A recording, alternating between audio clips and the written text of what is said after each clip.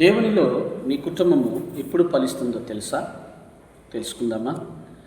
128వ కీర్తనలో స్పష్టంగా దేవుడు రాయించి పెట్టి ఉన్నాడు.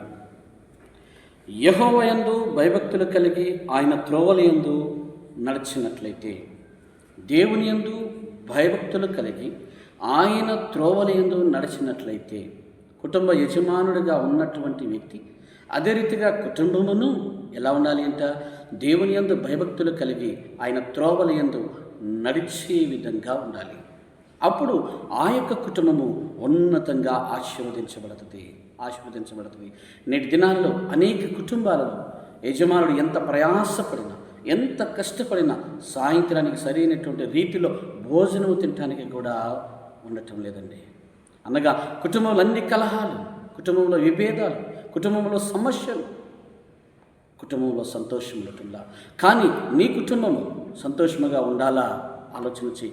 దేవుని యందు భయభక్తులు కలిగి ఆయన త్రోవల యందు నడువు. నీ కుటుంబం ఎంతో సంతోషంగా ఉంటుంది. చూడండి, దేవుడు అంటున్నాడు కదా అక్కడ, నీ చేతుల కష్టార్జితము నీవు అనుభవించదు. ఆయనలో గనక నీవు నిలిచి ఉంటే దేవుడు ఇచ్చిన మొట్టమొదటి వాగ్దానం ఏంటో తెలుసా? నీ కష్టార్జితము నీవు భుజించదవు.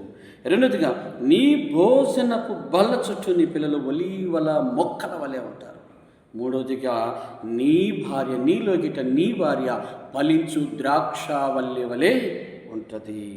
అదే రీతిగా నాలుగోదిగా చూడండి, నీ పిల్లలను నీవు చొచ్చదవు.